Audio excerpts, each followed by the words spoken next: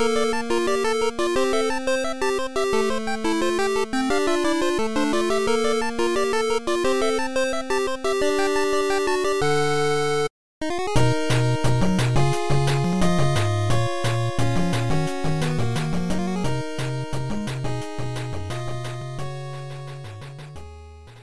and welcome to Madoka Magicast, a podcast devoted to the dark magical girl anime Puella Magi Madoka Magica and its spin-offs.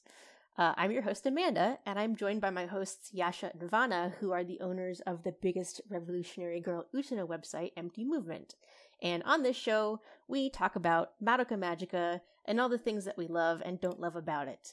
And Yasha and Vanna are finally back! Yay! Yay! I'm so glad that they're back! Aww. Yeah, and again, thank you to Erin for helping us out with starting the Magia record coverage. No, that's awesome. I'm like terrified to play that game.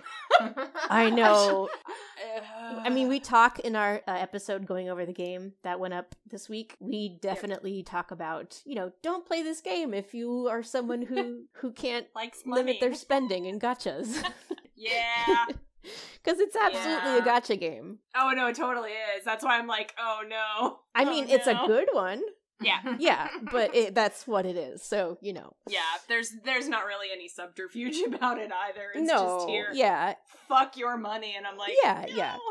So, yeah, I mean, I don't know how much you want to, catch up at all? Or do you guys have any Madoka-related news in your life since you were last on the show or anything? Not really. I don't know, but I was very disappointed by the lack of Madoka stuff I found in Japan. Yeah. Didn't really see a lot. Oh, right, because we even had a chance to talk about that I yet? I don't know, actually. Oh, I can't remember. well, that's talked about it. Time is hard. That is a perfect catch-up subject then, if you guys want to tell us about your trip. Oh my god. Well, we won't spend too long about it, but we fucked off to Japan to go see the Utena musical because that's how we roll. An obligation. And people actually helped us to get there, which is amazing. That was amazing. I remember that. And I had tried to keep my expectations low, but I didn't, and they got lived up to anyway, and it owns, and I'm so happy and fed. But we did, when I went to Japan, I was like, okay, I'm gonna come back with something with Kyubey on it. And we didn't. And I didn't. Oh no. We couldn't find anything. And I mean, we hopped around, to a couple places in Akihabara, and I did see some things, but it was all, mommy in a bathing suit. Yeah.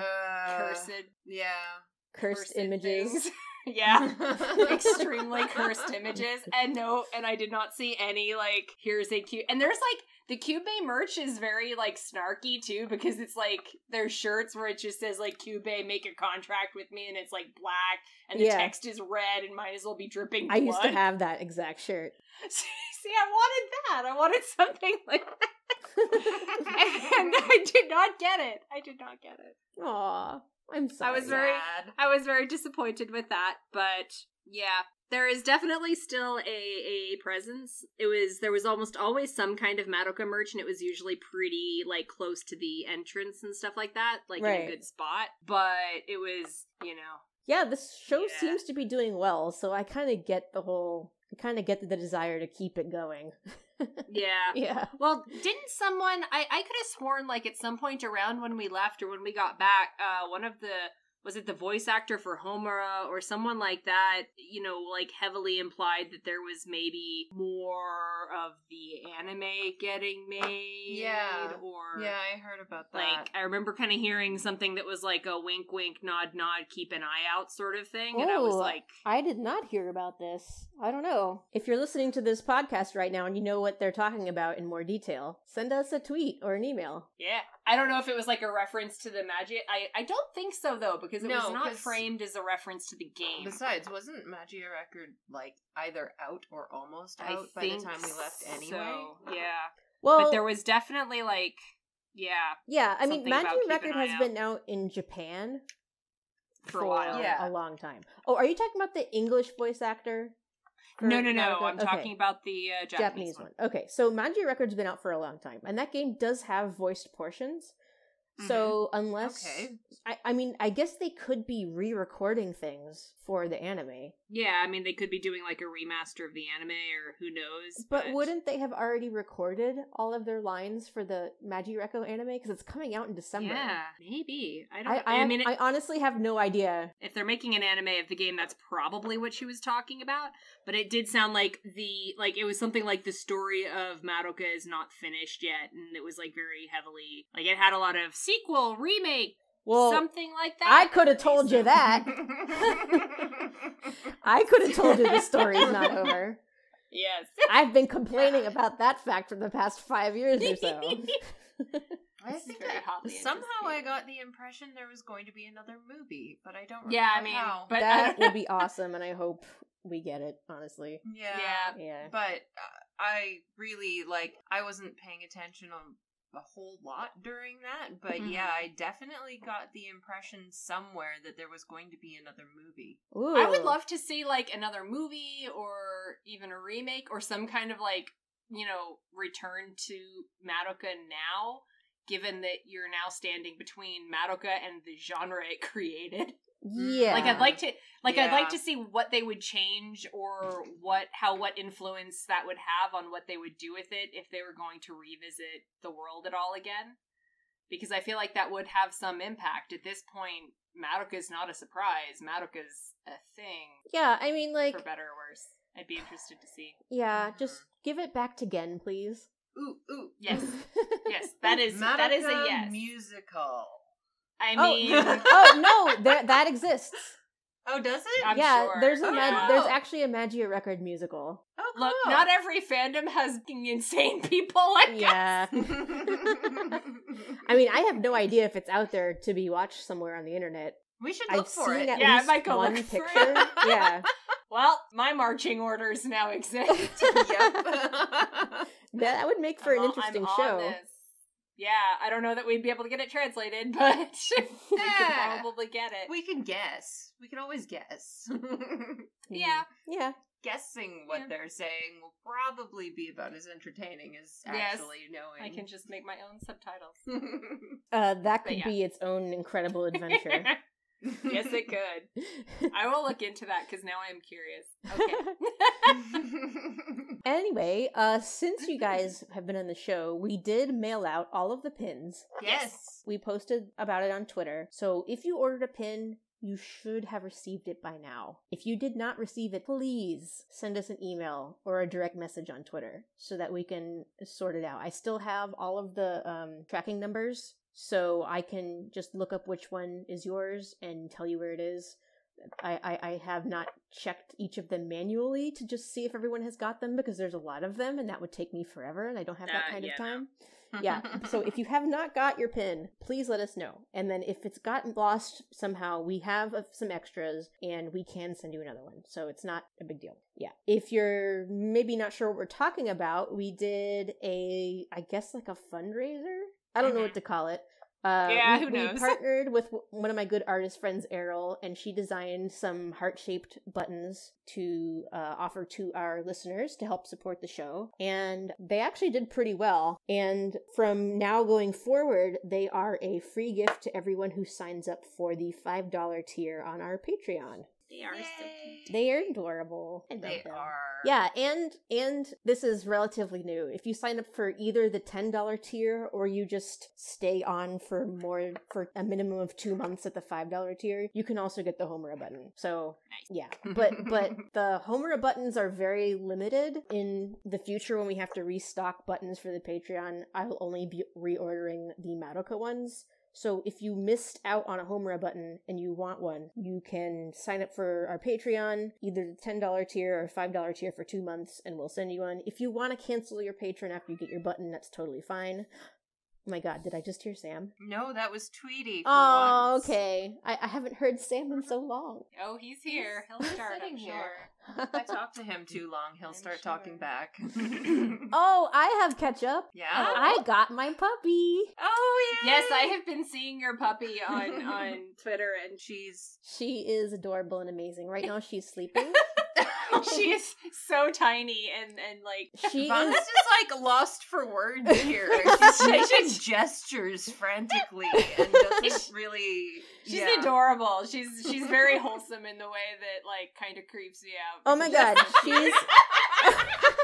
Of course. Of course. like oh, she's so innocent and full of good energy. She is a pure little poof ball. I love yes, her. she is. I took her to the vet to her second vet appointment last week, and she is 3.2 pounds. Oh my god. Yeah. I think our cats make poops that heavy. So yeah, she will get bigger, but she's a pom, and Yes. she's really petite for a pom too. So she's probably she'll not be going to get small, bigger than like period. 6 pounds. Oh, that's so sweet. Yeah, she's gonna be so cute. I love her. Congratulations. In the future, when she's not sleeping, I'll have to come. I'm trying to teach her how to speak, so when she masters it, We I'll can have hear her her. come in and bark for us on our recording. Excellent. Yeah. Her and Sam can like get into an argument. Oh, I guess she's very perceptive as far as sound goes, because if we're doing anything and there's like a weird noise or even like a dog barking, like if we're watching She'll something and there's respond a to dog it. barking. Yeah, or she responds to my voice when I'm on the phone with Adam, apparently. Mm-hmm. Like if he Oh, has me on that's cute. speakerphone, yeah. Oh, okay. It's really cute. It's really Aw. cute. Yeah. So anyway, that's Luna. I love her and she's flawless. She is amazing. Yes. Perfect. If anybody listening to this wanted some adorable Luna puppy pictures on your Twitter timeline, I'm putting not a problem. yeah, I'm putting all of it on it's Luna Pom 1. So that's LUNAPOM Oh, okay. and then the number 1. Yeah. So if you're Excellent. curious and you want to see what she looks like, you can go over there and check it out on Twitter. Very hard. So yeah, so here we are. We're Mhm. back after, what do you think it's been, like 6 weeks Oh probably? my god. Yeah, something like. Too long. Yeah, Yep. because last time we recorded was before you guys went to Japan. Yep. Mm. And that was at the end of June. Yeah, something like Yep. that. Yeah, and here we Yeah. are in September 1st. So it's been about... It's been a hurricane of stuff. Yeah, I don't envy you guys. You should. Yeah. Good musical. So now that you've had like a couple months to let it sit in your brain and decompose, I guess, Mhm. do you guys have any new like final thoughts that you want to share about the show and like your takeaway or anything? I feel like a lot of it is gonna like pop out in the Curious Cats, because even like the ones that I can see right now are like, oh yeah, that's a leading question into this. Yeah. Yeah. It's definitely like I still feel like I enjoyed it a lot. A lot of the time, like, you know, like sometimes you'll watch something and your opinion improves over time or declines over time and doesn't, like, there's always kind of like that shift in one direction or the other. Yes. And I definitely feel like more positive regard toward it the more I watch it. Yeah. And the more I think about it. That was surprising, because I was kind of wondering if afterwards I'd be more like, okay, well, no, Yeah. that's... Unlike Prometheus. Yes, Which... that's the opposite. Ooh. Prometheus definitely passes the refrigerator test. If people listening do not know what that is Alfred Hitchcock's metric for whether a movie is successful, which some people may or may not agree with. And I'm hoping I'm remembering this right, because I'm sure there's some people out there who might be able to explain this better than me. But he basically said he has something called the refrigerator moments where it's 10 o'clock at night and you go out to the fridge and you open it up to get a snack, and as you're looking into the fridge you realize, wait a second, that thing in that movie I watched earlier didn't make any sense. But you don't realize it until, hours or days later. And yeah, and if I remember it the quote correctly, he would say, the movie was still successful because in that moment You were thinking about it. You weren't thinking about it. You were, submerged in the movie. Prometheus is a refrigerator moment movie. It definitely is. Yeah, when I Oh watched my it the first God. time, I came out of it thinking it was pretty good, and then the longer you think about it, the more you're like, hold on. What the Wow, this actually sucks.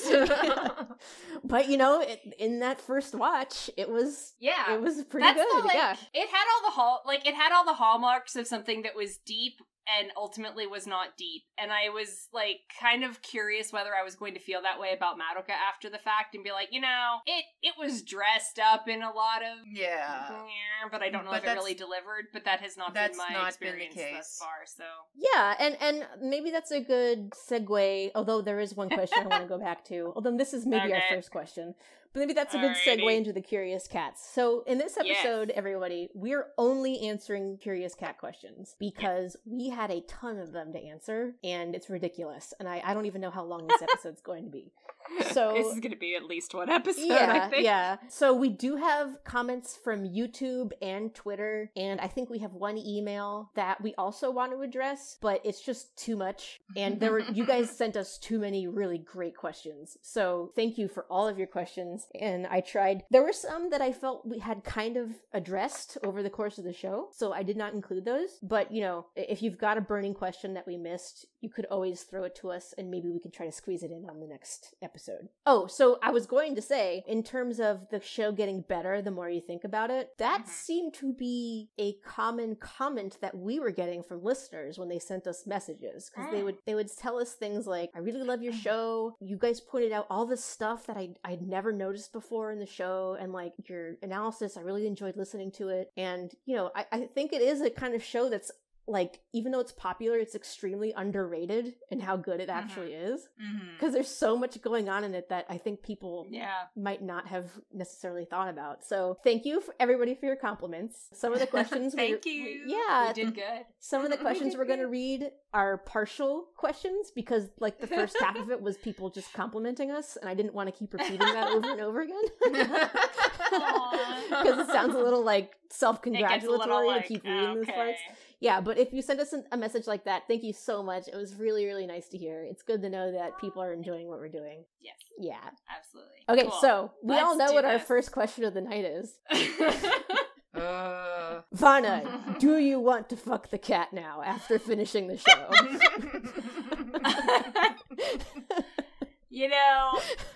I do not want to fuck the cat, but I totally want to fuck that, like, human version someone drew. The Kijinka. Yeah, that was a slice. I would do that. Yeah, that was an outtake. I think that got cut out of the it episode where we did. talked about it because I felt like we were maybe making fun of it a little bit, and I felt really bad. And I also didn't think that people that it would be nice to put the picture in the YouTube video. Yeah. So But if you can't see the picture, it's kind of hard to describe. But basically, it was like a Bishan version Kijinka of Kyubey. which worked out pretty well with for like me, his so shirt yes. open and like it was hilarious. It was ridiculous.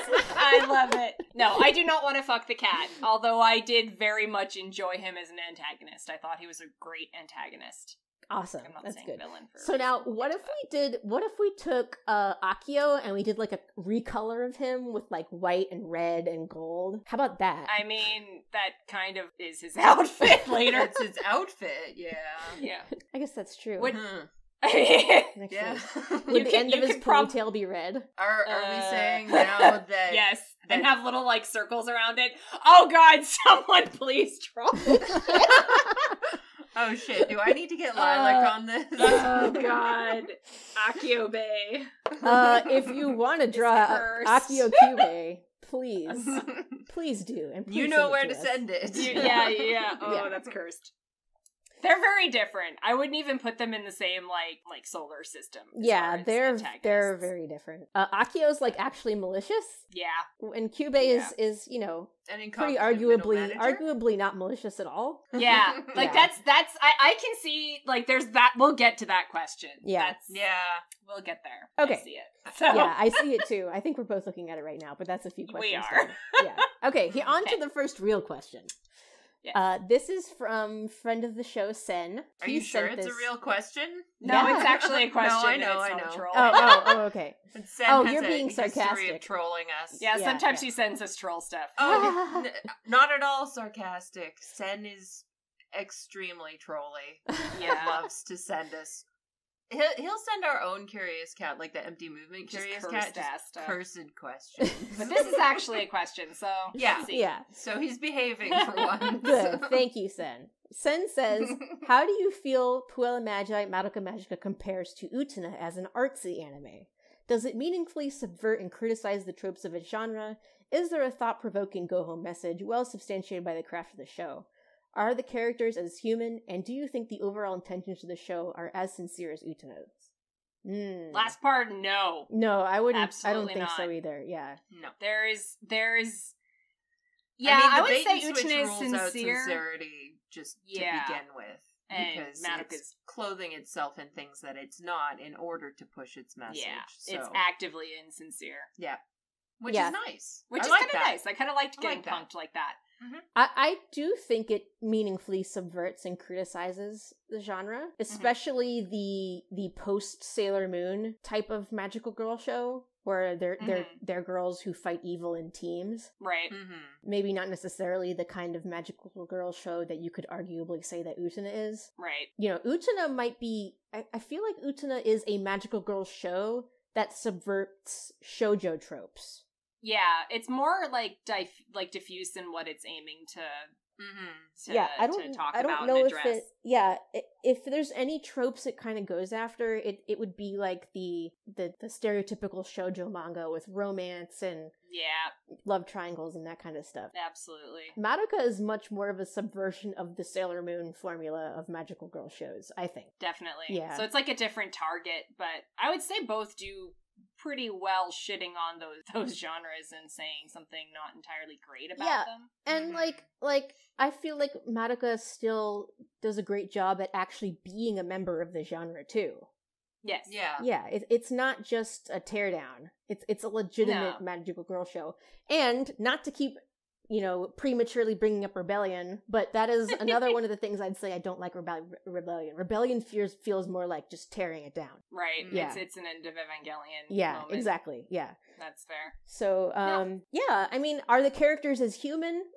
I would say that Utsuna's characters are there's a lot more going on with them. You have so much more time to make them. It's so much longer. So I feel like that's an unfair, like, I'm going to actually just say I think that's an unfair comparison to make in this case, because when you're talking about, like, a 12-episode runtime versus a 39-episode runtime, you just have so much more time to sell the humanity of these characters. Plus the insincerity of the premise to begin with is also contributing, because the characters are very flat in those first two episodes. Because they're luring you into purpose. that, like... They don't want to give you a lot of character detail or anything like that. They're trying to... For those first two episodes, which would normally be where you get character that establishment and all of that. Right. They're keeping the characters very flat. Yeah, so which Utena also does, because its first arc is very much of a bait and switch with regard to, like, the tone that it does later. But again, you have 39 episodes to do this. But it develops the personalities of the characters, whereas Madoka needed those those characters to be fairly one-dimensional to begin lull with. you into a false sense of security that this will be acceptable to fap over. Yeah, needed the audience to see Mommy as the big-boobed big sister type of character. Yeah, and later on find out that she's a nervous wreck who immediately quits on life when she realizes that it's pointless. Yeah. You know what I'm saying? I mean, not really much of a mentor character after all, but in those first few episodes, that's who she needs to be in order to get the audience in for what happens eventually, So just because of the way it's crafted, they can't quite be as human, because there's just not enough time to include both the bait and switch and developing them to, I mean, not the level of Utena, but even the level that you could within the constraints of the time. Yeah. Like, I think you've mentioned, to take it back to Sailor Moon before, you've mentioned that, like, part of, like, when we were asking, okay, if I was actually going to watch Sailor Moon and I was going to skip a lot of the crap, what would I skip? And, like, the kind of thing there is because you have such a long-ass runtime, you have all of these, like, sort of throwaway episodes that don't actually progress the plot or anything, but they're there to make you, like, over time you get very comfortable with the characters because you have that time with them. Yeah, exactly. Yeah, and Utena's got that going for it. It's got a long enough runtime that it'll kind of meander a little bit and fuck around and go off on tangents here and there.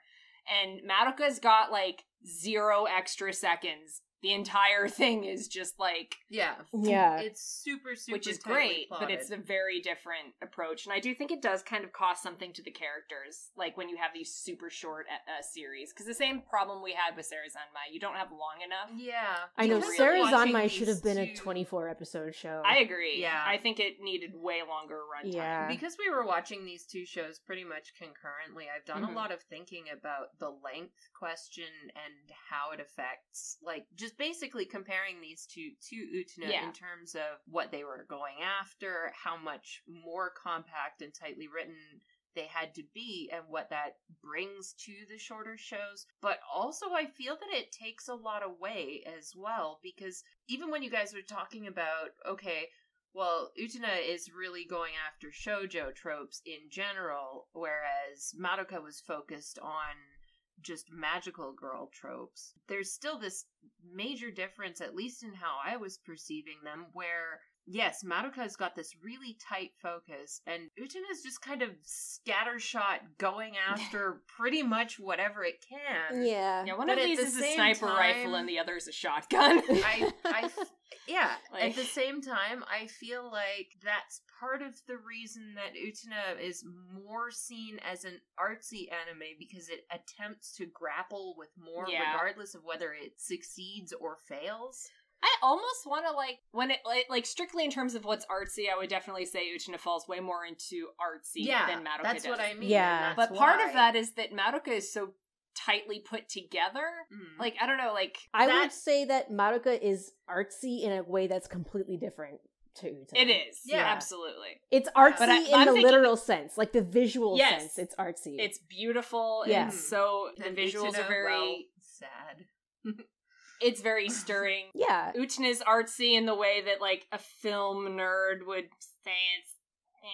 Yeah, about how you can write meta about it for 25 years straight and not run out of things to I don't know. I just feel like, Madoka had a target, and it was looking at this target, and it's like, I'm going to hit the center of that target, and it was like, all right, and it did so. And then Utena looked at the target and was like, but the moon is way bigger, so I'm going to shoot at that instead. Why don't we talk about the outside ring for a while, and then we can talk about, the second inside ring on the target, and then maybe at the very end we'll hit the target. You know what? I think, okay, this is, I think, what the difference between the two is, and why they're both artsy, but in different ways. With Utena, and, this comes up a lot when we're talking about meta, because we will, go so hard into such little tiny details about it. Utena, I think, because of the way it's put together, a lot of the meta and a lot of the meaning and the symbolism that we get from it, I don't think was deliberate. I don't think Ikuhara sat there and went, this is what this means, and I want it to turn out this way and mean this to this person. It was much more, this is a thing I'm putting out here, and you'll do whatever you want with it. It's like the stopwatch, like Miki's stopwatch. Yeah. You tell me what you think it means. Yeah. Exactly. Madoka is not that. No. Yeah. Madoka, everything you see in Madoka, I think, did have a goal in mind, or a symbol in mind, or reading in mind. Whether they're going to tell you that or not, but I think it was much more deliberately constructed and with less of a mind to, the vague so maybe in my target journey. practice metaphor, Madoka is still sitting there shooting at the target, whereas Utena, the show, is driving past taking pot shots at the scenery. Yeah, maybe it'll hit something. Exactly. Either way, you're gonna get stabbed. But yeah, they're both artsy. They're just in such different ways. Although I do definitely think there's something to being if you're an Utena fan, you'd probably enjoy this. Oh, and yeah, vice versa. Absolutely. Because what they do have in common is bait very... and switch, because that is... I mean, so much the fun. people who get through that in Utena and enjoy it are probably also going to enjoy the rest of it. Yeah, absolutely. Yeah, same thing with Madoka, I would say. Totally. Yeah. Definitely. All right, next question because thank you, Sen, for that good meaty one. Yes. All right, this is a question from Anonymous. I feel like this is one that was kind of borderline. We kind of talked about it on the show a lot, but I decided to include it anyway. We don't have to spend too much time on it. How do you feel about Homura's emotional arc from before to after she became a magical girl? And the coping mechanism she's adapted through her time spent being one. Realistic. Choop. What? Just the total detachment. Yeah, that's incredibly realistic. Yeah. That's what you'd have to do to survive that. It's interesting that that's what happened. Her personality and her coping mechanisms and all develop around the sudden acquisition of power. Yeah. I feel like that kind of change, because she's so powerless and so browbeaten when you meet her, and then she's given here. Yeah, but I mean, the power in itself gives her a measure of control, but that I don't think is what actually changed her personality. No. Because what changed her personality was watching literally everybody she cared about keep die dying over and over. It was Like, she gained power, and then she realized that she was still pretty powerless. Yeah, like it's that so kind of thing where it's. That's kind of why I discount the power almost right out of there, because it's still not enough. It'll never be enough. Oh my god, this is totally my emotional arc with becoming a lawyer. Oh, is it? Wow. It's like, I'm going to be powerful and be a lawyer, and then you're like, oh. Oh, fuck. The system is fucked, and I can't do anything. Yeah, it's definitely, I think that's definitely her arc, is she thinks she's going to get some control over some shit, and then just having her field of view expanded just made it worse. Yeah, like, this is so much worse than I realized it was.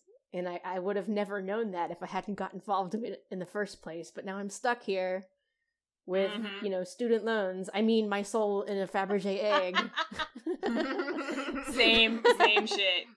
Yeah. Literally the same symbol. And I think, at least, just basing it on the original anime, because we have not seen Rebellion yet. We're trying to not talk about it too much. If you go with how my interpretation of the ending was, how Homura's emotional arc gets, for the most part, a bittersweet resolution of her finally being recognized for everything she did by Madoka and being content with how things turned out, even if it wasn't perfect.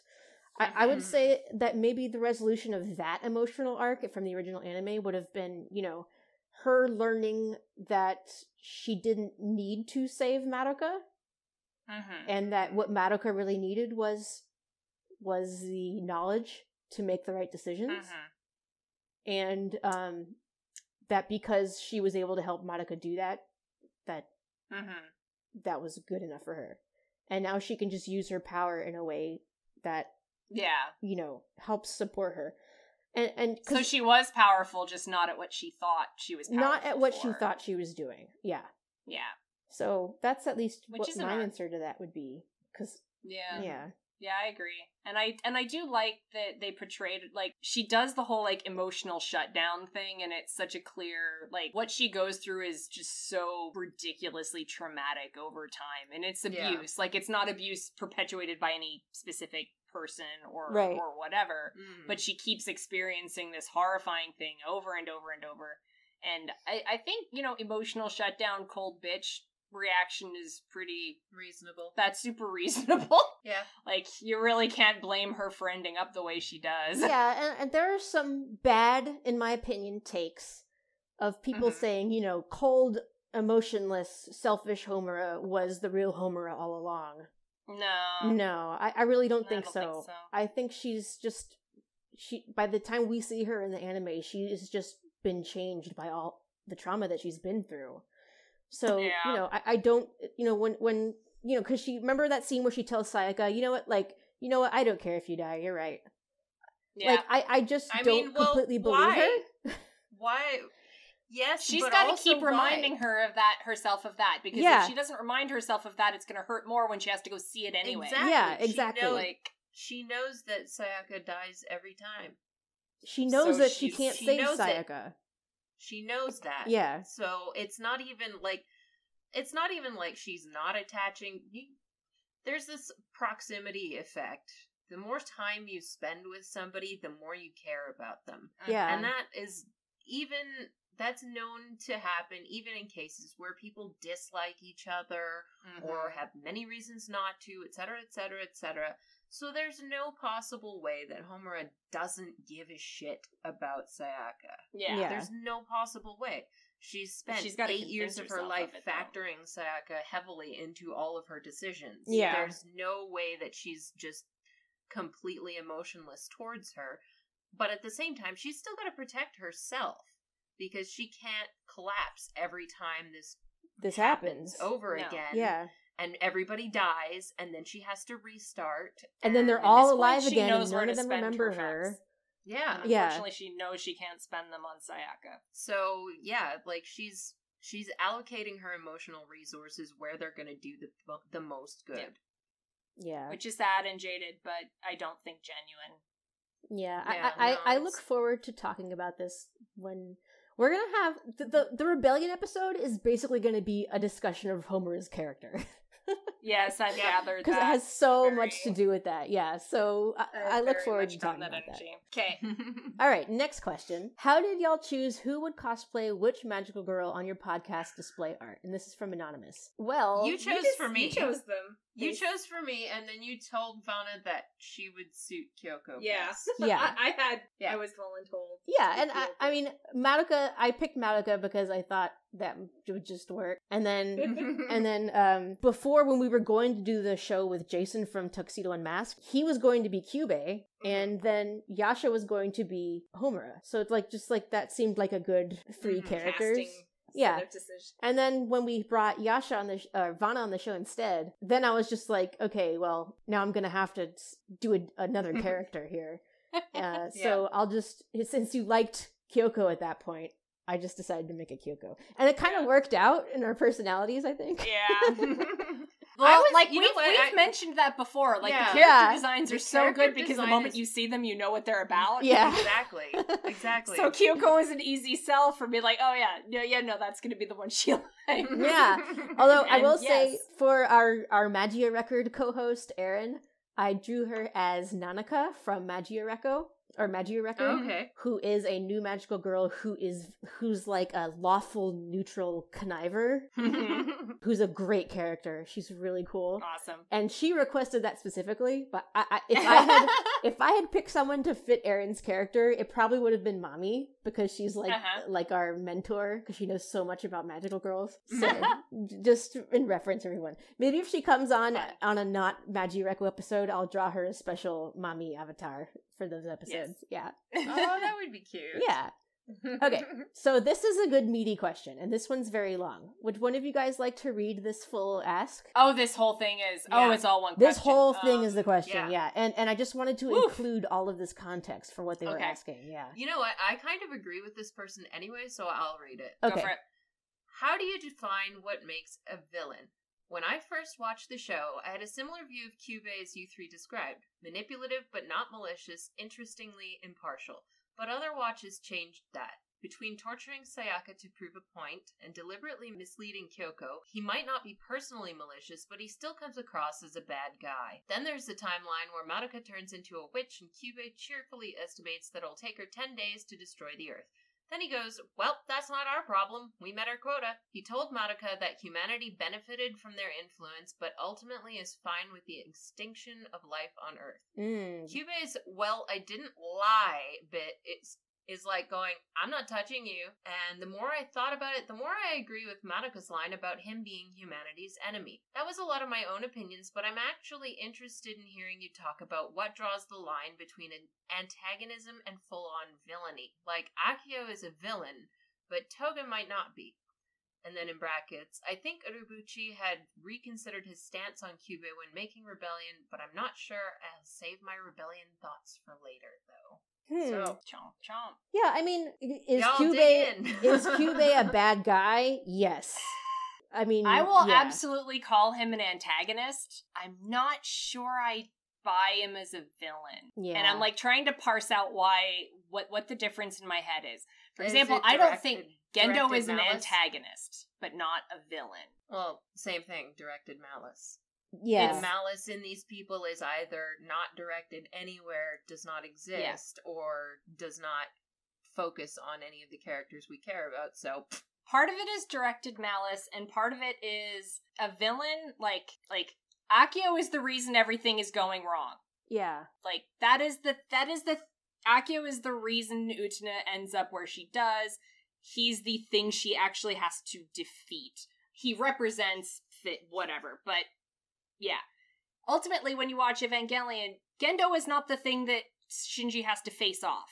Yeah, and same thing with And Kyubey. with Madoka, Kyubey is not the enemy that Madoka has to face off with. It's something else. And in that sense, like, I feel like villain is distinct from antagonist, because villain is usually the thing that you are literally going to face off with in some way.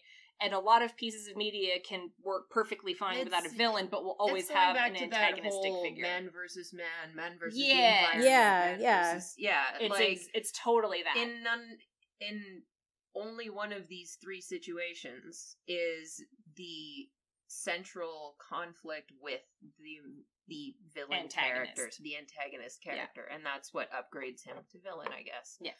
Whereas Kyubey, I agree with this person in that he is more malicious than I think you guys. No. That has developed over me thinking in the refrigerator moments. He's fucking cruel. Their point about how he ultimately didn't have a problem with the humans dying, even though he told Madoka that humanity benefited from them.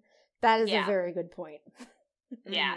I think, like, I don't know that his malicious, like, he's malicious, but I don't know that it's directed in, like, a specific hatred. No, he's just malicious. That said, I think his maliciousness and his cruelty, like,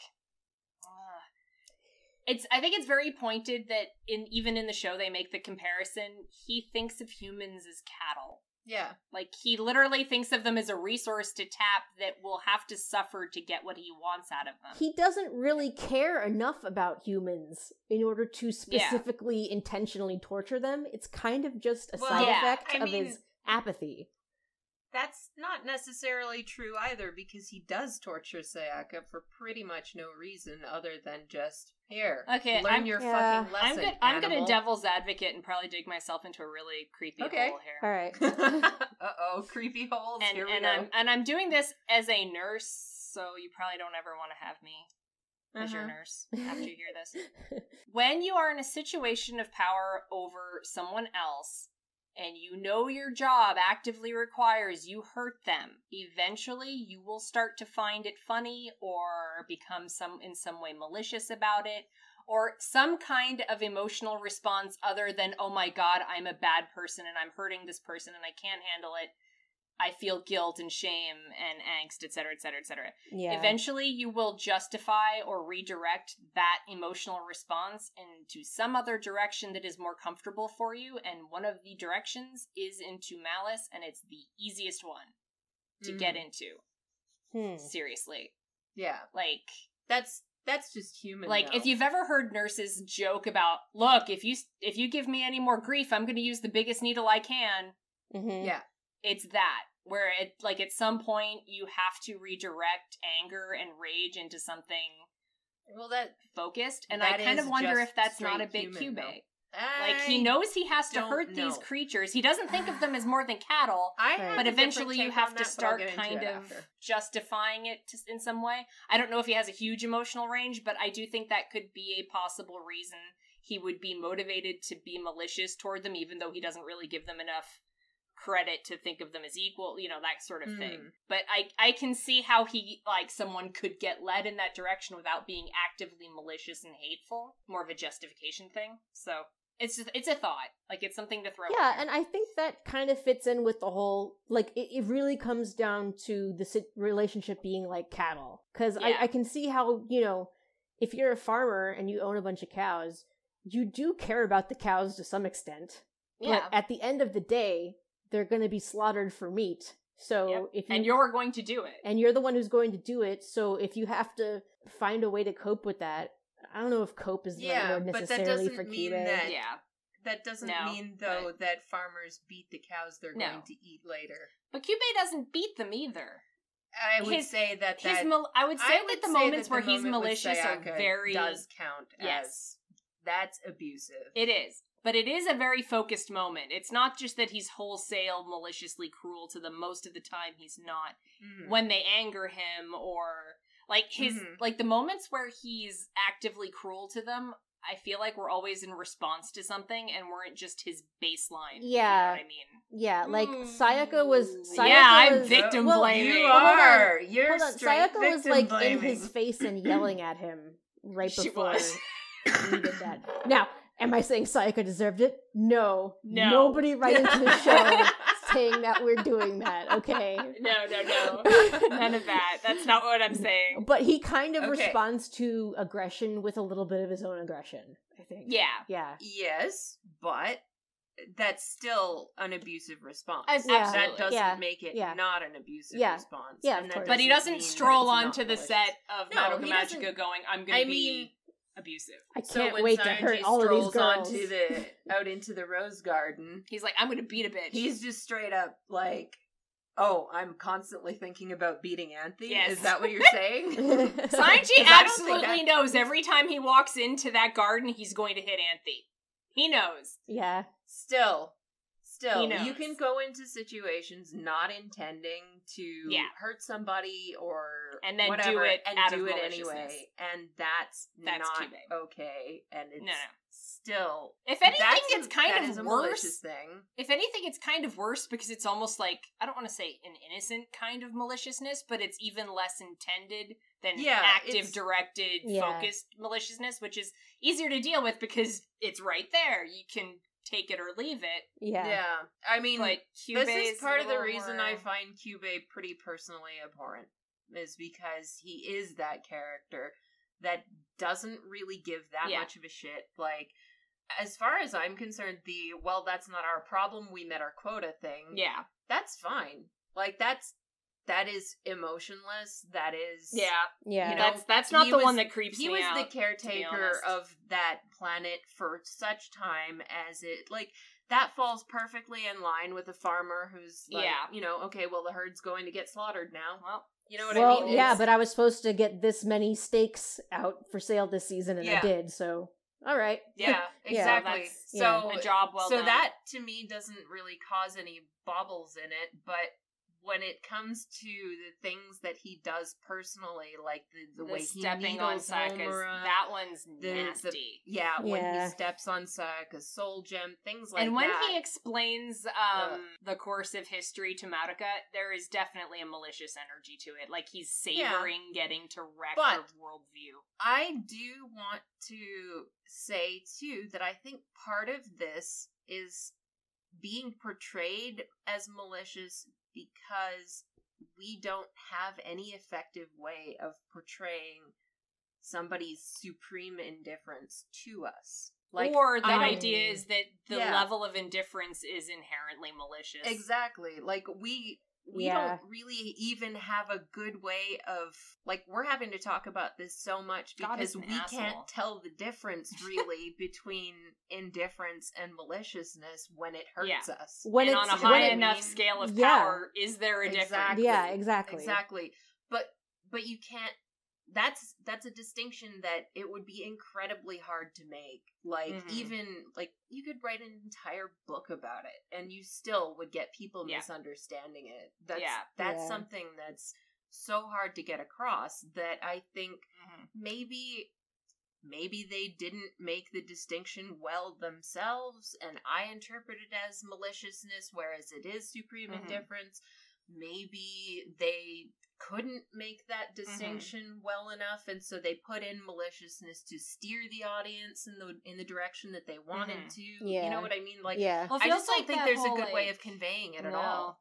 It's So- like that whole, like, sufficiently advanced science is indistinguishable from magic. Exactly. Like, Sufficiently advanced indifference is indistinguishable from malice. no, I'm serious. Seriously, Yeah, no, no, that's good. That's it's exactly sense. a good way to put it. If you are indifferent on that level, it's indistinguishable from malice at that point. Yeah. Which is some Anthe energy, too. Yeah. I was going to say it, because LOL, Anthe's malice. But Anyway, that was a great question. Yeah. That's where I think we're going with that. Yeah, thank you for that question, Anonymous.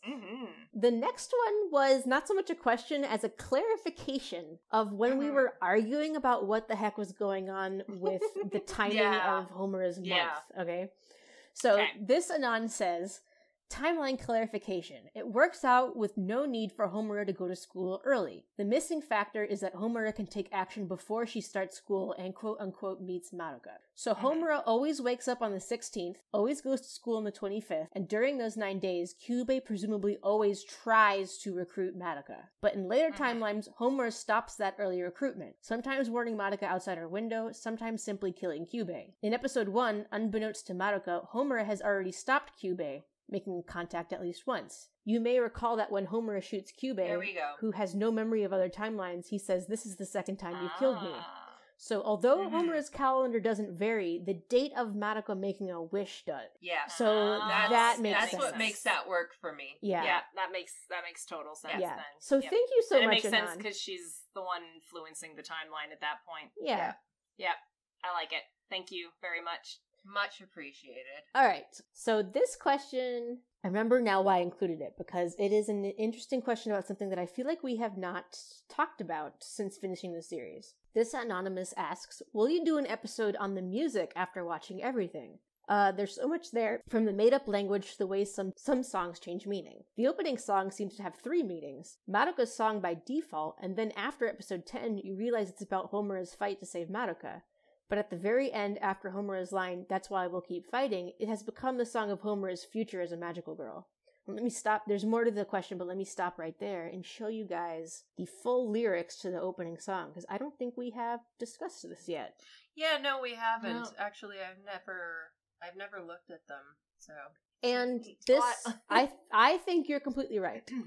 To the anonymous who sent us this question. I mean, I feel like after reading these again, it is very clearly post-series Homura. Yeah, this was speaking in always this song. Homura, I think. Yeah. I feel like this was always Homura. Yeah, for sure. But I do understand what Anonymous is saying, because until you finish the series, you're probably going to assume this is a Madoka song.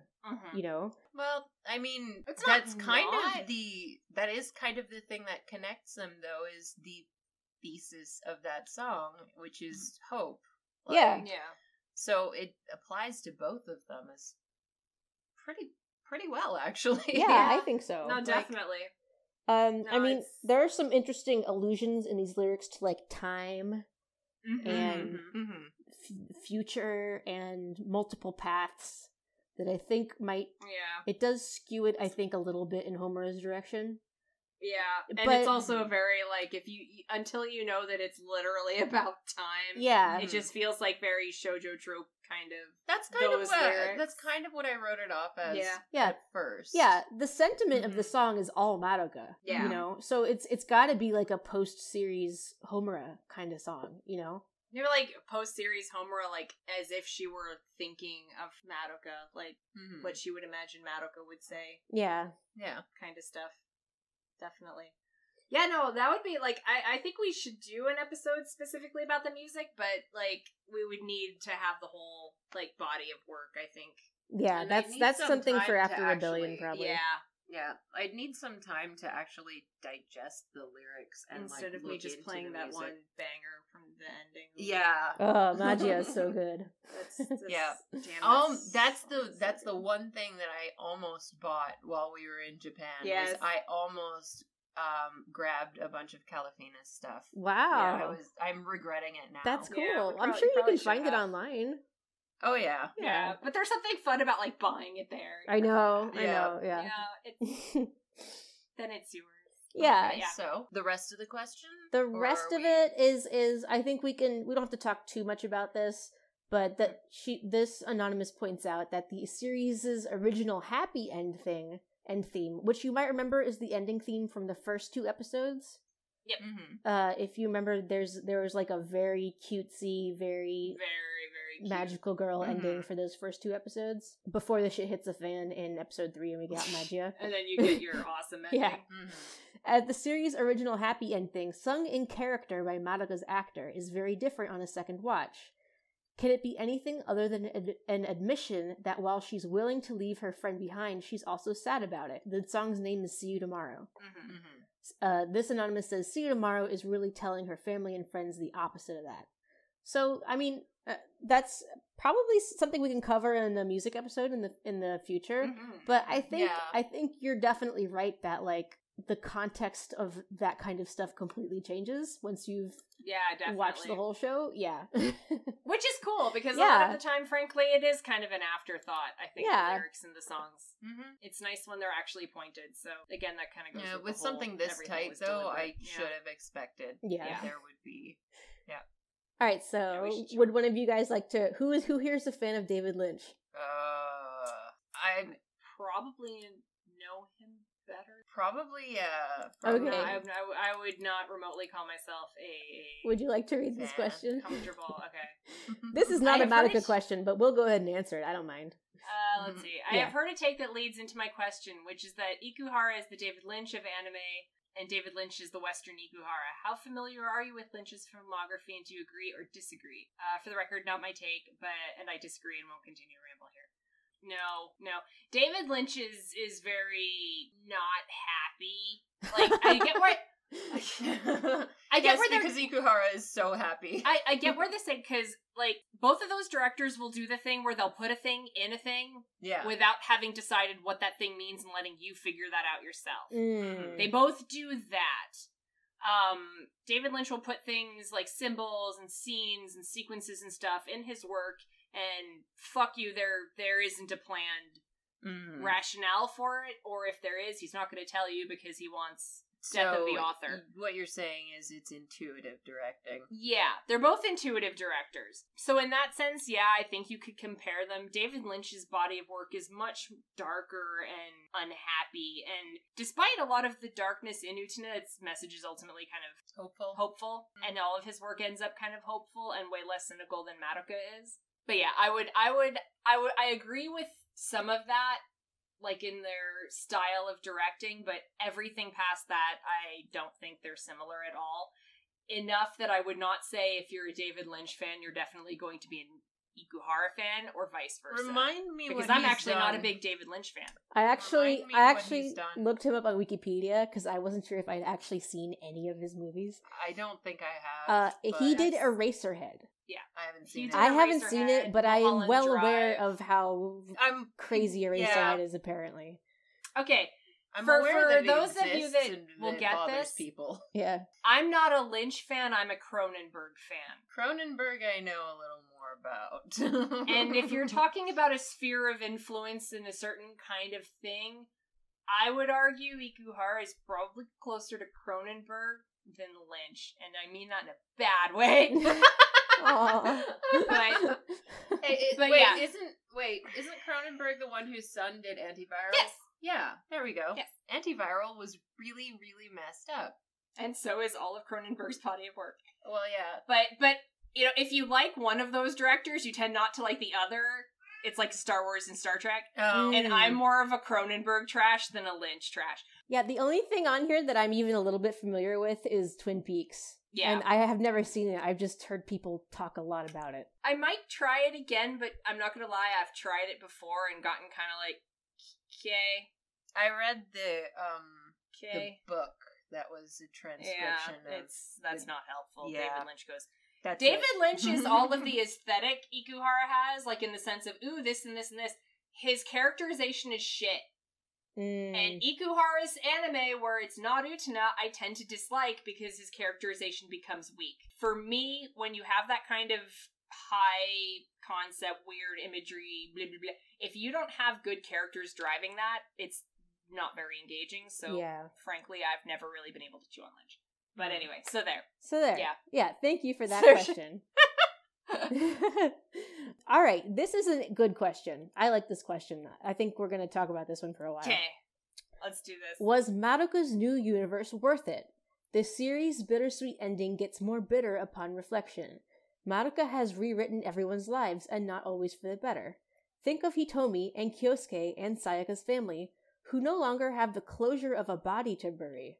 For them, Sayaka in the new Wraith reality just vanished forever after a childhood romantic dispute. The question of was it worth it to everyone, not just magical girls, may come down to how dangerous these Wraiths are versus the old witches. Wow, I sure would love to know more about the Wraiths. I sure would have loved for them to go forward in a story that took place in that universe and not Rebellion. But I think that's the point, though. Yeah, okay. I don't know, this kind of comes down to something that I've been thinking about recently, too, because I've been reading a lot of long-form reporting, actually. Can you hear your son in the background? I can. Hello, Sam. Sam.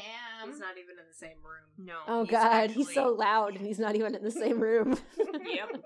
He's in the kitchen. But, so I've been reading a lot of long-form reporting, and a lot of the time that's on crime, and a lot of the time that's on murder. Mm-hmm. And one of the things that you run across every so often is how the family reacts to the disappearance or death of their family member. And I keep on trying to judge by looking through this how people, like, who comes out better prepared for emotional upsets, etc. Is it better to have a body, or is it better to have a body, or is it better not to?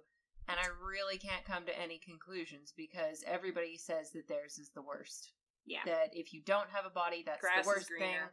And if you do have a body, that's the worst thing because then you have no hope that your child just disappeared and has a better life somewhere or whatever. Mm-hmm.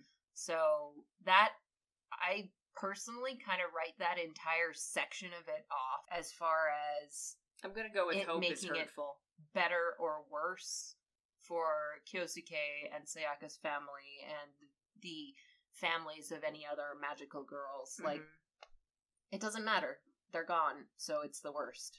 Yeah, and I would say also, like, this is partially dependent on the family's lack of information, because let's say they had the option of, okay, Sayaka's going to die. The options are, A, she's fucking miserable before it happens, but you get a body to bury. Or B, she just disappears and you don't have a body to bury. I mean, I'm pretty sure that obviously that's a ridiculous situation. Like, no family would ever get a chance to make that decision. But no, I feel like, oh, hi Sam. I know we're talking about Sayaka. I feel like the family's, strife over never knowing what happened to Sayaka does not outweigh Sayaka not having to go through what she went through. Because the family's going to be unhappy with her being dead anyway. Yeah. And even her death was a super suspicious death where they didn't know if it was foul play or a suicide or what. Yeah. And they found her in a hotel room. Like, that's still really bad. Yeah. Even if you have a body to bury.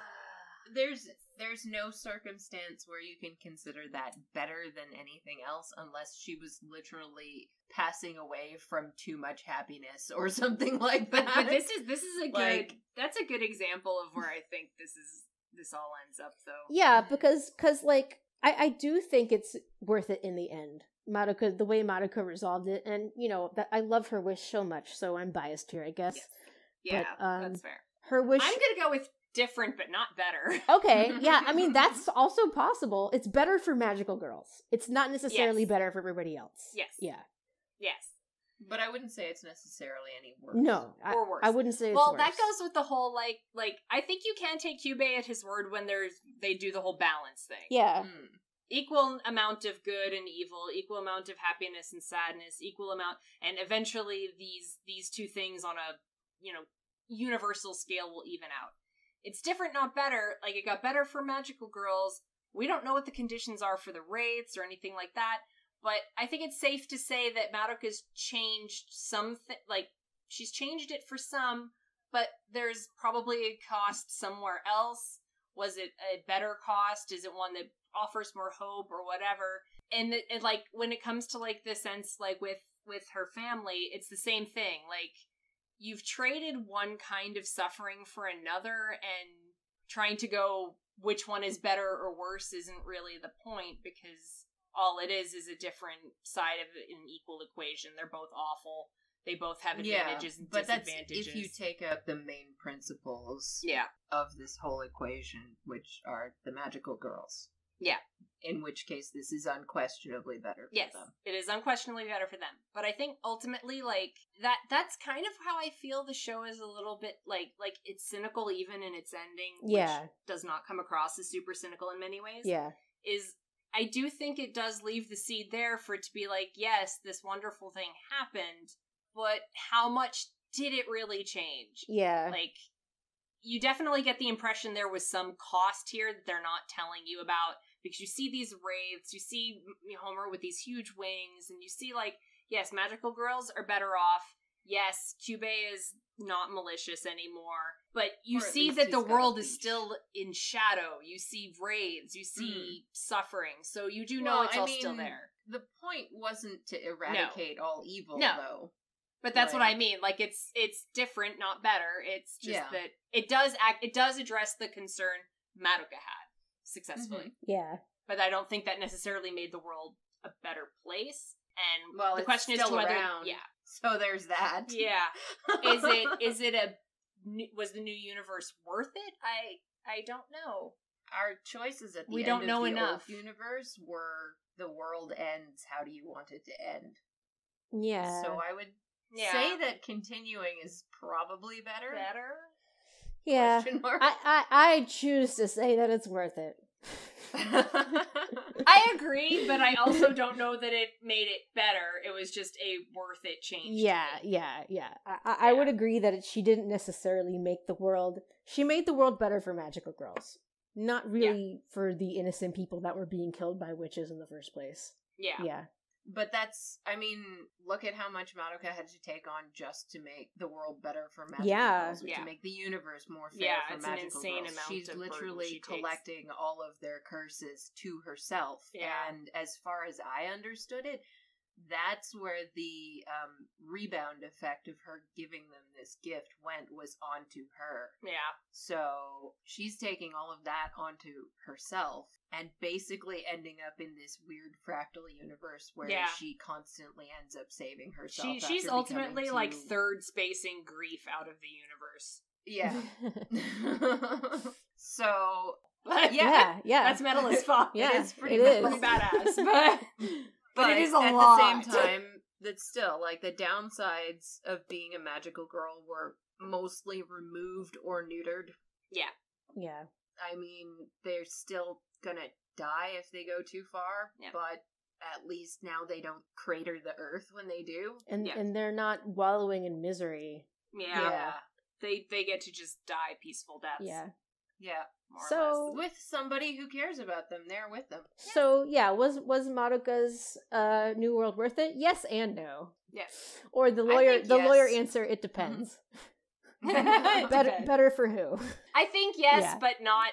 It didn't create a perfect world by any stretch of the imagination, and the show's pretty clear about that. But we do have to remember when we're talking about was it worth it, we are still talking about a world that was going to end in 10 days. Yeah. It was. Yeah. The world did not end, so there is there's that. Yeah. So I would say that's a pretty big benefit.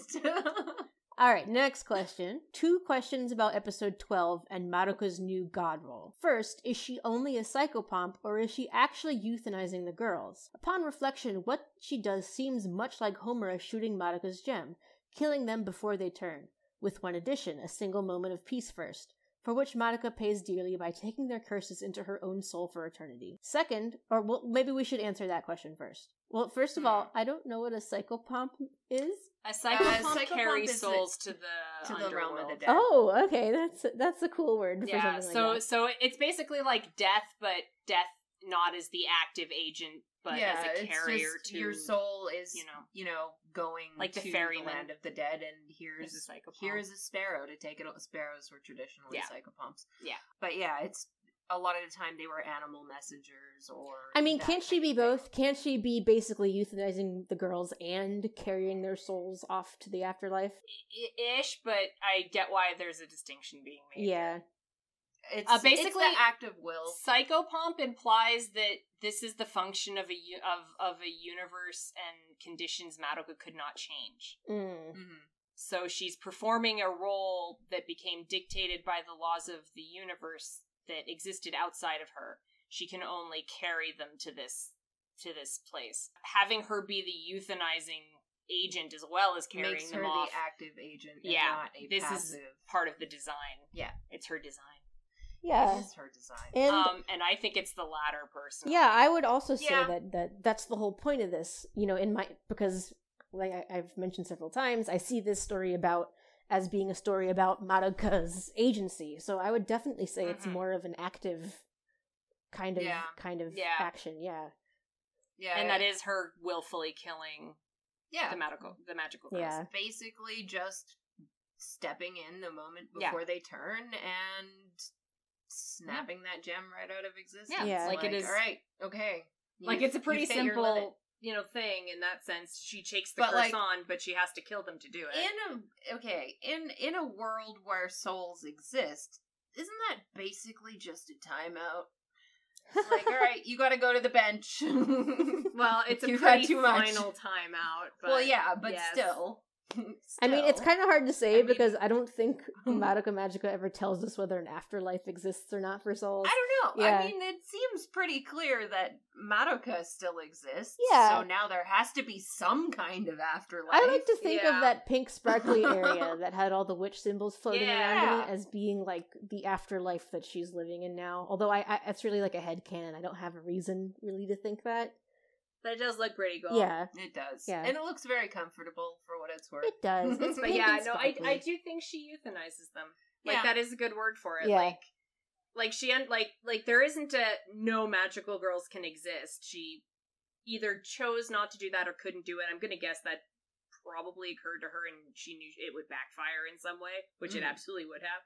Mm-hmm. But she wanted their fate, that was her wish. She wanted their fate to be something other than becoming a fucking witch. Not great messaging there in some ways. I don't know if somebody is in that much pain that they're about to, again, crater the entire world. Maybe you should think about euthanizing them. This whole magical girl system is so full of girls turning into women. Yeah, I know. That makes it and really you're killing them weird. at the point where they're innocent so that you can preserve that. That does make that it kind of strange. sucks. Someday we are going to have to do an episode on the underlying sex and gender bullshit. Just the worst. Because that's a tangled web. Like, I'm not saying like that's part of the reading or anything like that, but it is not a great message relative to what they're implying about the way the magical girls work.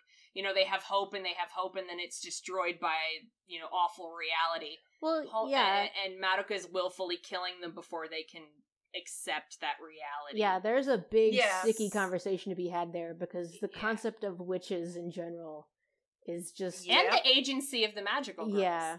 Mm-hmm. It's kind of... Because you're now taking away their agency to make a bad decision, basically. Well, they made the bad decision when they... No. Yeah, they made the bad decisions. She's just taking away the consequences of that. Which and I think that's is also fine. implicitly denying them agency. I think that's fine. Because... It's fine, but it is still...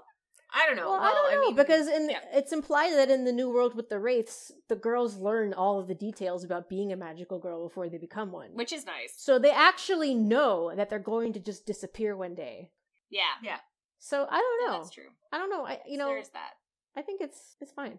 It's fine. It depends. Yeah, it depends. Yeah. It's fine. I think it's fine. All right. She's euthanizing them, and I think it's fine. And I only have one small quibble with this.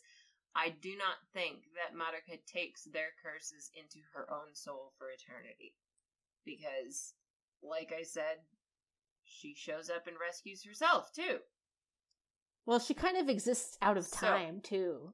Yeah. Yeah, Like, that's what I meant by third spacing it. Yeah. She renders it inert. I don't know if she renders it inert or if she just feeds off of it.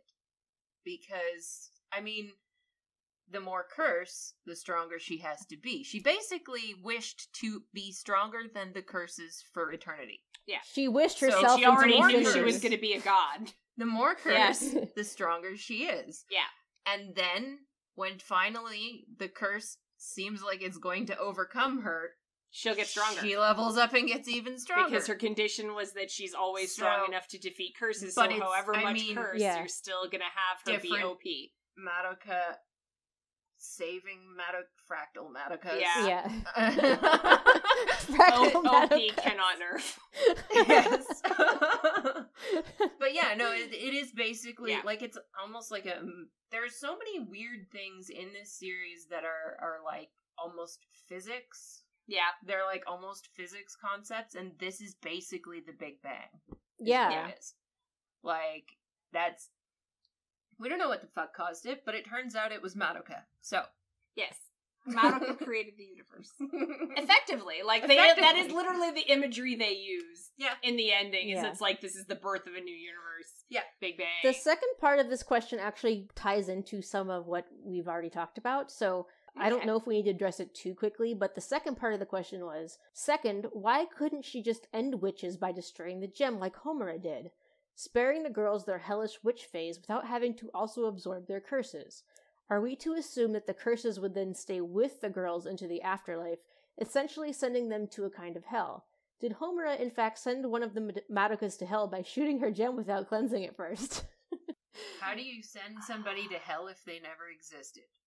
Yeah, I mean, So- I Something has to be done with that energy, and she chooses to take that energy rather than leave it with the girls. yeah, I think destroying the gem she- might actually destroy the soul, and she's really just trying to take the curse off. So this is why I'm wondering, like, is there an afterlife in this universe? Because it would be nice to think that she takes the curse and then sends them off to the afterlife without having to take it with them. Yeah. You know? Which I think is... It's some Jesus stuff. She takes it. Yeah, it's definitely She doesn't Jesus. leave it. Yeah. She's not leaving them with it. Yeah. Anyway, good question. They didn't deserve could it. she leave it with them? She could have, but that would be very un-Madoka. But why would you of do her. that? What? That's that would not be how mean. Madoka rules. That also Yeah, wasn't her like- wish, so I don't think she would. No.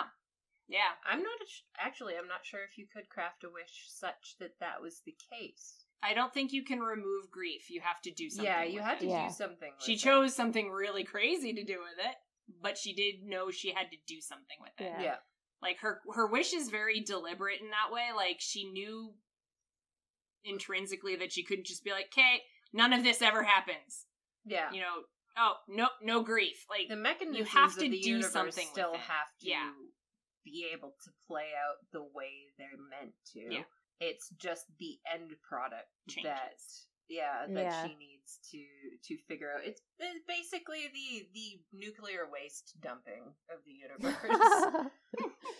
Yep. All right. The next, I like it. we have a Okay. lot of anonymous questions. Well, I think we had a Yeah, few I people think- actually include their name. So thank you to those Yeah, people. like 99% of CuriousCat Is is anonymous, is yeah. anon, so. So, and this Anon asks, after everything Homer has been through at Kyubei's hands or ears, why does she converse with him in the finale and let him accompany her? To me, this is one of the saddest and most realistic details of the show. Having nobody to talk to about something important only to you, that's filling your thoughts daily, and eventually you might end up just talking to anybody you can. It feels like a very lonely and real moment for Homura, with the silver lining that Madoka has promised a reunion. Well, when she promised a reunion, I think if you want to be kind of dark about it, she was saying that she was going to come get her before she got a witch, sort of. Yeah. Yeah. So there's that. We'll be together in death. Yeah. But, I mean, you're right, like... Somebody start playing the Evanescence. Oh my god. Like, Homura Anyway. wouldn't have anyone else to talk to about this other than Kyubei. That said, Homura has, I think, more than most people would, an understanding that she is not talking to the same Kyubei. No. Yeah. Like, every single Yeah. iteration, she's encountered Kyubei ignorant of everything that's happened previous. Mm-hmm. So I would imagine to her, like, on one hand, it's effed up because she's looking at him and she sees that it's Kyubei. And on the other hand, she would understand she is not talking to the Kyubei that From her world. did all of this. And It's a completely Kyubei different says, person. like, oh, that sounds like a world where... Or it's either her or Kyubei that says it, but it's something like, that sounds like a world where our relationship with you would be really bad. Like, inversely implying that humans and incubators have a much better relationship in this new world. Yeah. So, I mean... And he also kind of is like, man, that would have been really efficient. Yeah. So he is... I feel like that kind of implies he is still kind of the same. He's but the still an circumstances incubator. don't make him... Yeah, he's still an Kyubei. incubator. Yeah. He's just... It's still in his mind that if it worked that way... And I mean, that's them implying that if it worked that way, he still would have ended up the same Kyubei. Oh yeah, absolutely. Yeah. But he didn't have to be. Now he's like, ooh, Kyubei, so it's okay. But I don't think she would hold that entirely against him. Like, she knows she's talking to a different figure. It's just that this is someone that exists so outside of the rest of the world that she can tell that story to Kyubei, and Kyubei's gonna be like, maybe. Yeah, Fuck. and she really seems Cool. to have as much of an understanding, I don't want to say appreciation, but as much of an understanding about what the incubators are really all about as she possibly Definitely. could. So it's another thing where she just tells Madoka, like, it doesn't think that what it's doing is wrong. Like, Madoka's sobbing and crying and hysterical, and Homer's just deadpan, because she knows that the incubator doesn't think it did anything wrong. Yeah, exactly. So directing the malice towards Kyubey doesn't really work, except to the extent that she can prevent him from making a contract with Madoka. Yeah. But it is wasted energy past that point, really. If nothing else, Homura has learned to be very economical with her emotional energy. Yes, she learned about what she should get upset about and what she should not. Picks those battles. Yeah. This was an interesting question because it kind of touches on some of the stuff we were mentioning earlier. Are Homura's witch wings after episode 12 the same thing as the green witch energy that spread over Sayaka on the train? I.e., a preliminary effect on someone who is not yet a witch, but whose soul gem is getting close to the end, whether by despair or using up one's energy. I always assumed that post-credit scene was Homura fighting her final battle against a huge pack of wraiths, with her soul gem nearly used up. But it's okay, as Madoka promised, she is coming to lead Homura away and be with her forever. I don't know. I wish I remembered. There's something about those witch wings that I recall from the production of the show. I want to say that there was no planned meaning for that scene. Yeah, because that's what I was going to say, is I remember seeing something about, like, the wings were not part of the original plan for that sequence and got added later. I don't know why. Yeah. But they were not. Yeah, they were, like, not an afterthought, but they were not symbolically relevant from the beginning, I guess. Yeah, and I think the main purpose of that scene is just to show that Homura has been able to keep on going, and she knows that Madoka's with her, and I think the wings are just like a, ooh, I wonder what that means kind of thing. Yeah. To put it in anime terms, how I saw it was basically like a Dragon Ball Z battle aura. Yeah. And the fact that it looks like witch. Yeah. Like of course I feel like there's witch that's that whole thing. Because witches are contained in magical girls. Yeah. It's like that acknowledgement that still exists and that there's like a bit of, and Homura more than most would in some way utilize or recognize or understand. Yeah. And I would also say, like, from what I remember off the top of my head right now, what happened to Sayaka in that scene didn't really look that much similar to the witch wings. No. But I don't really remember exactly what it looks like, but I want to say we right could now look off the top of my head that it's not that similar. The witch wings looked very distinct from anything else. They didn't resemble. Like, the only thing that I would say there was a resemblance to was the labyrinths, which okay, but this is already kind of an established. Hey, what if she can create labyrinths as like a super badass witch, and she like lures the wraiths into her wings to fight them, so that she's not fighting them in reality? That would be really cool. I just pulled that right out of my ass. That would be but really she's cool, extending this, virtual space. I don't actually think that's what it is. This seems like a good time as any to say this, but there's actually a manga side story called Wraith Arc that takes place during, like, between the series and Rebellion, like during that phase of Homura. And I know a little bit about it just from osmosis. And I will say she obviously doesn't have time powers in that iteration of her, of the world. But I don't want to spoil it too much. So instead, I will say this. If you want us to cover the Wraith Arc manga, you should sign up for our Patreon. Because we need to get it. Because we have to get it. And I know we joke about piracy a lot, but we would need to actually find it and get it for the show. Because I don't know, what's in it. I don't know what's in it. I don't really want to read a bad scanlation of it. Yeah. Especially if we're going to be basing, like, discussion of the characters. You know what I'm saying? Totally. Yeah. So I would prefer to buy a official version of it. So listen, if you want us to cover Wraith Arc or any of the other manga side stories, patreon.com/Madoka Magicast. Totally. It's our earliest Patreon goal. I think it's set at $60, where when we're at $60, we will start covering those. So Sweet. I think we're already, but last I looked, we were at about 25. So we're Nice. almost like halfway there. Nice. Yeah. So right. somebody who wants to hear that, go on and head on over. Yes. We would love your support. Yes. And don't forget, you can get a button. So anyway, there was my plug for the Patreon episode. Totally. All right. This question is from Kawaii Thug Life, which is an amazing username. You go with your bad I self. love you. Yeah. If you run out of Madoka or even potentially get tired of Madoka, are you going to cover other magical girl series like Yuki Yuna is a Hero or even Kill la Kill? I mean, sure. Kill la Kill would be fun. I made an attempt at Kill la Kill and I petered can out. only imagine that we would just shit on it constantly, but that's fun. Kill la Kill so- is... Yeah, Kill la Kill is one of those galaxy brain anime where I think if you want to make yourself... If you want to hate it, you can find ways to hate it.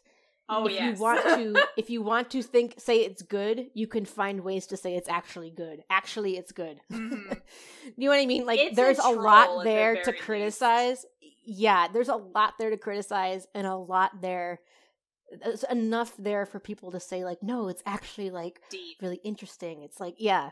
Yeah. So, yeah. I mean, I would love to cover Kill la Kill, honestly. But That would kinda be I interesting. might not be as hot on it as I was Madoka. I have the feeling that we will not like Kill la Kill. Okay, Kill la Kill is what if Utena, but stretched to such an absurd premise that it's insane. Can you still chew on it? Because it's like, oh, symbolism, depth. They're fucking outfits that eat Or your it's like- blood, and it's like, It's like, yeah, yeah, I mean, like, I almost want to say it's like, you know how we keep saying that they lured people into Madoka by, like, kind of Yeah. implicitly yeah. promising them fan service. Mhm. Kill la Kill is that, but they actually give you the fan service and then just keep Absolutely. going. Yeah. So they didn't pull you in with it. That was, like, the That- point of that the is show. part of- yeah, Yeah. But then there's actually other stuff there that you might be able to talk about. yeah. Yep. But it is Yeah. definitely a troll in the sense that it's deliberately stretching an absurd premise to see how far you'll tolerate it before you're Yeah. like, okay, this is just getting silly. I was able to finish it, but I have to say, I don't remember a whole lot of what happens in it, and I didn't come away from it feeling like it was great. I thought it was fine. Mm-hmm. I thought the costumes were ridiculous, and it mostly seemed like an excuse Too fancy. to have skimpy outfits. Yeah. Yep. Although the animation is great, of course. Oh yeah, no, aesthetically it's great. Like, the look of Yeah. it, the visuals, like, the directing, that's all fine. But it is still a very dumb premise. On It's purpose. so horny. On purpose. It's just, yeah, it's just, I don't know. I'm just not. I don't know. So what you're saying Yeah. is We might, Kill la Kill but- is Madoka and Utena's dumb, horny cousin. Yeah. Made by Gynax, which I think is very Yeah. pointed. There. Yeah, that might be the best way to say Yeah. it. No, I would be interested, Okay. but I would be interested in specifically like works that would be considered derivative from Madoka. I'd like to see what people Yeah. did with Madoka trying to make it. again. That sounds like the kind of shark pit I'd dive yeah, into. yeah, no, it's totally a shark pit. I have heard good things about Yuki Yuna. I have About it being too, like a actually. legitimately good dark magical show Yeah. in the wake of Madoka. And of course there are the bad ones that we could also Yes. check out, which would be fun. That would be a fun, like, drunk podcast. Yeah. Like, I would like to see what happened with Madoka that people went, oh, this was the thing to reproduce. And I want to see Yeah. that disaster because I know it's Yeah. there. And Yeah, because exactly. we know it's going to be bad. But yeah. Madoka Yeah. is too If too we well ever did done. that, it'd probably be way in the future after we've covered more Definitely. of the Madoka Yeah.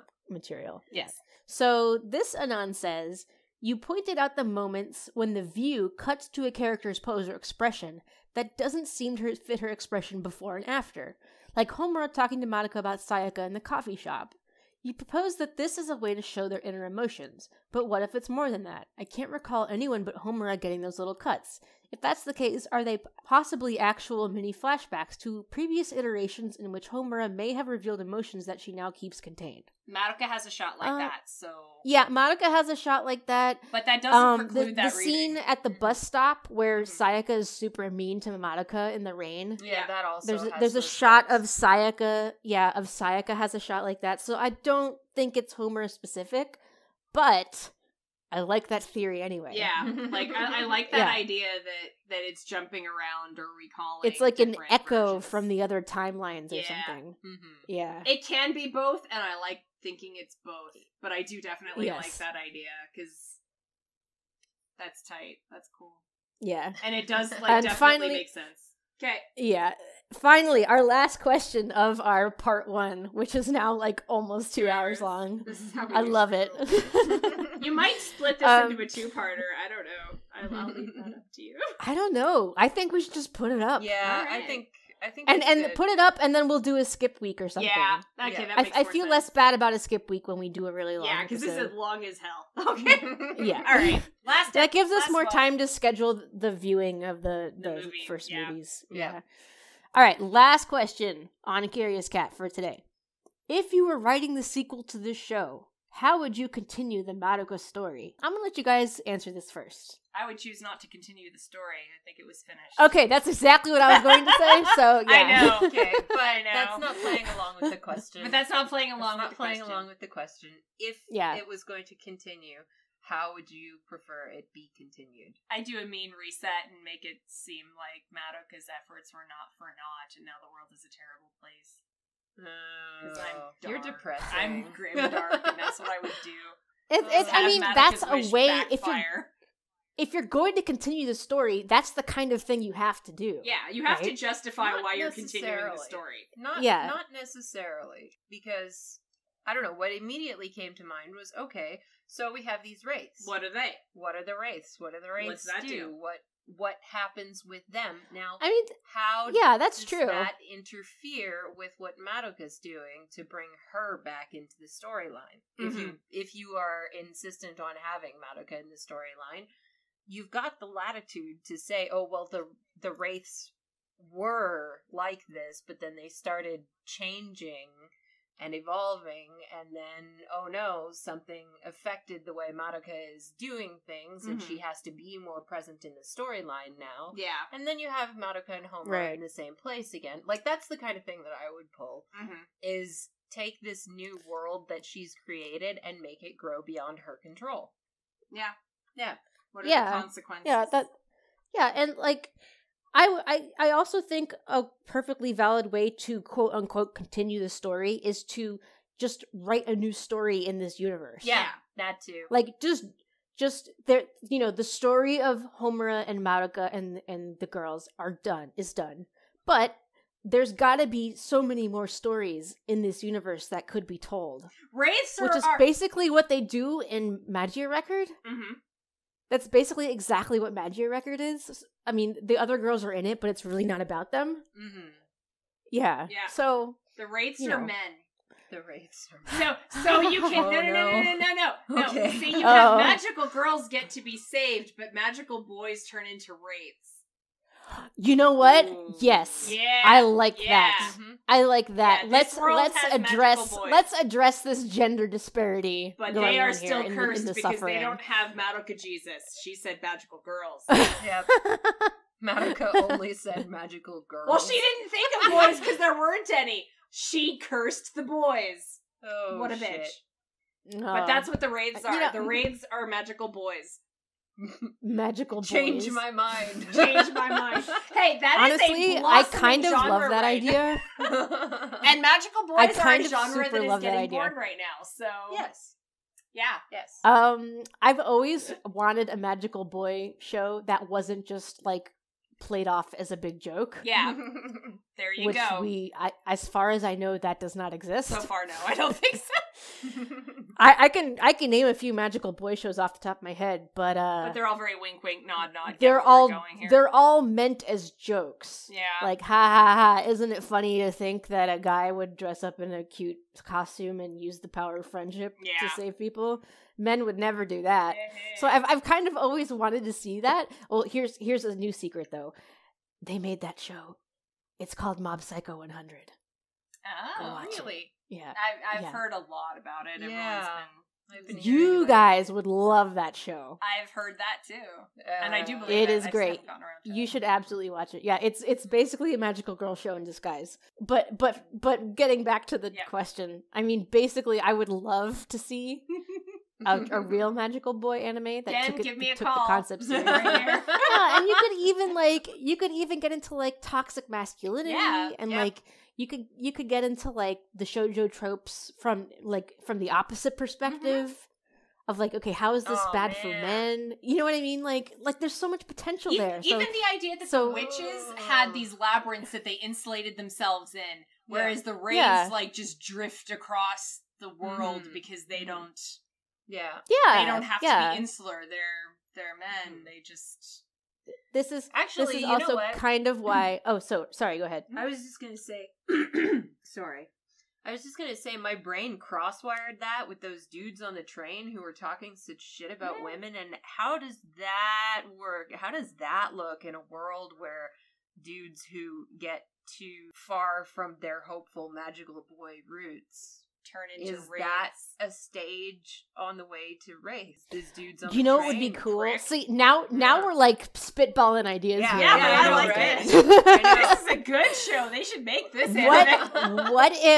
What if when magical boys became magical boys, like the objective was to become a wraith, and then the show was about how that was a horrible, toxic way of thinking because the wraiths are actually bad, and how they needed to turn it around. Yep. Like that's the kind of shit that I would want to see. And the wraiths might not even look like the wraiths from where they're standing. Yeah. Like the magical boys would see themselves as magical boys, and the girls see the wraiths because they have a different point of view about what they should be doing properly or not.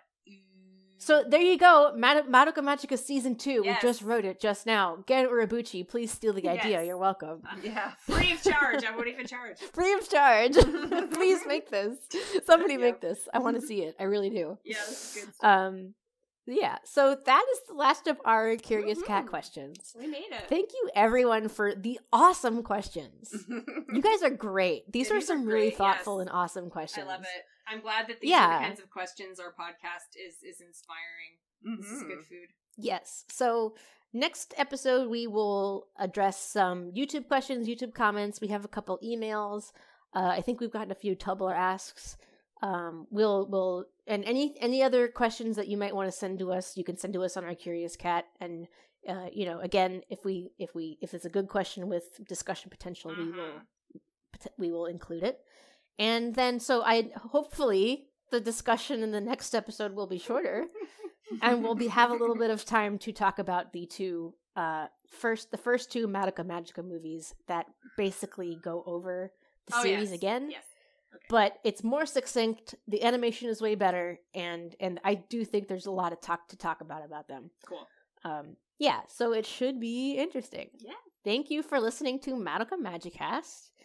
You can follow the show on Twitter at Madoka Magicast, and on Tumblr also at Madoka Magicast, and on the Patreon. Don't forget that we have leftover pins. We have a few extras, including Homer especially. So if you did want a Homer pin and you didn't have the chance, now is your time, because we're not going to be ordering more of them when they run out. They're super cute. Yeah, they're so cute. And you can follow me on Twitter at Lambda Power. That's Lambda like the Greek letter and then power. And you can find us on Twitter at OHTORI_NU, which we were just notified is actually naked. It means in naked almost in every Portuguese romantic and language. Naked? So, yes. Yep. So it's a Tori naked, which I feel like is so on brand anyway. Exactly. Oh, and our I love it. website is ohtori.nu. So Just where the NU came from. yes. That was not. Yeah. But now we have naked, But now it's naked deliberate. Otori. Yeah, Naked Otori. Yeah. It fits. It fits. Yeah. All right, that'll be it for today. Thanks for listening, everybody. Bye-bye. Bye. Bye.